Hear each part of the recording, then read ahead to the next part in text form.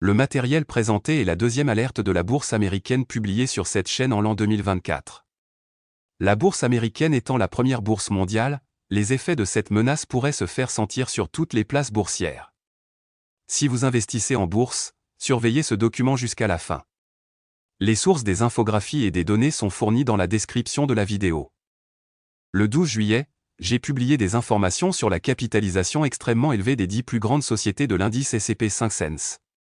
4 jours plus tard, la bourse a commencé sa baisse, qui se poursuit encore aujourd'hui.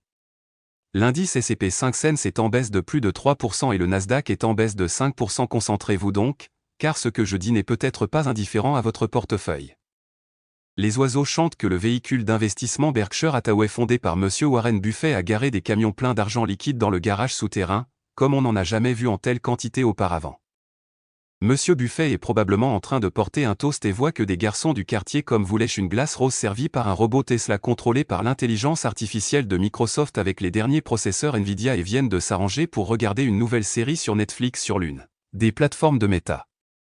Au même moment, M. Buffett sort un stylo usé que son ami Charles Munger lui avait offert pour son anniversaire et note dans un cahier papier ses investissements prévus après l'apocalypse à venir. Il le sait déjà.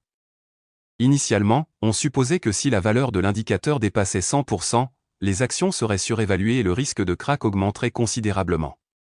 Au fil du temps, la valeur de l'indicateur a commencé à être liée à la ligne de tendance, qui est plus fiable. À noter que 4 ans après avoir franchi la ligne de tendance, la crise de 2000 s'est produite. En 2008, il a suffi d'un an de dépassement pour qu'une crise survienne. La correction en 2022 s'est produite lorsque l'indicateur a dépassé la ligne de tendance de 50%. À la mi-juillet 2024, nous atteignons à nouveau des niveaux élevés qui sont considérés comme largement dépassés.